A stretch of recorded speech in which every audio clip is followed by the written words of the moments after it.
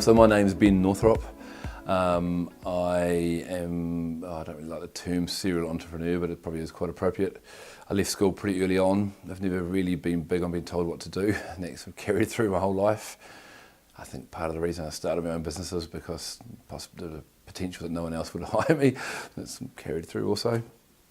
I started out when I was 18, started a streetwear clothing store with a few friends and doing big dance parties when that just started off. We had some success there, first to have champion clothing brand in the country. We had a lot of fun, but didn't make much money. Learned a lot of lessons, especially around who not to work with and what not to do. This carried through though. I stumbled across the internet a few years later at the library. They had a free seminar going on about what the internet was. I had no idea about the internet or computers really, but I saw the potential from the evolution of television into the internet.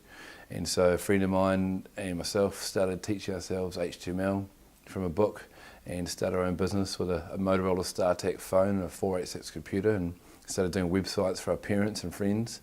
This was before people had email addresses, so it was quite a challenge initially. That ended up picking up pretty well though when we grew the business. We had, I think, 6 or 7 staff and some pretty good customers in Wellington. But we realised that if we were going to make it big, we needed a product, not a service. We didn't want to be stuck in a service-based industry. So we found the mobile internet, which before it was mobile internet, in those days it was called WAP.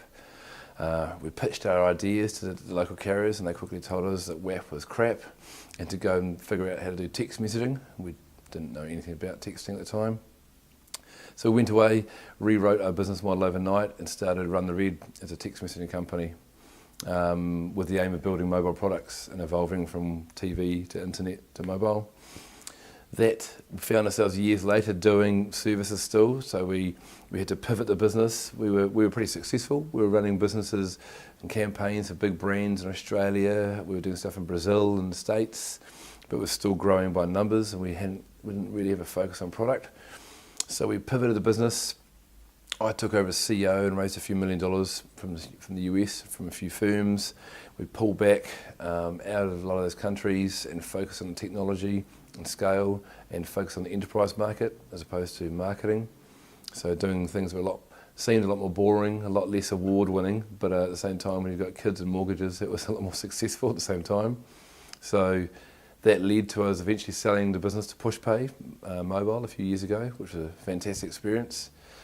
So after several months of due diligence with them, they had 17 staff at that stage. They've now grown to 170 something in the last 2 years. We helped them list on the New Zealand Stock Exchange, and we grew their businesses in Australia, the US and Canada and mobile. And then recently, last week, I helped sell Run the Red to Modica Group because Pushpay's business is focusing purely on the church business in the US, which was different to when they started. So now we've just been through another acquisition, and I'm now the Group CMO of Modica Group. We've got offices in Dominion Republic, Florida, Sydney, Auckland and Wellington.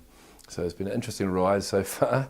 Learned a lot what not to do, and also met some really good people and had some great adventures. I was fortunate enough to get a lot of help from a lot of good people in the early days, and actually throughout my entire career so far. So I'm very keen to pay that back and help other people do it. There's something very gratifying with working with other people starting businesses or growing businesses. I mean, I love it. I think it's not so much work anymore to a degree. You can create a lifestyle that you actually enjoy without having to separate work as being a negative thing. And I think once you get to that position, you're very lucky. So I'm keen to help other people in that, meet other people that are doing good things, and it just seems like the right thing to do.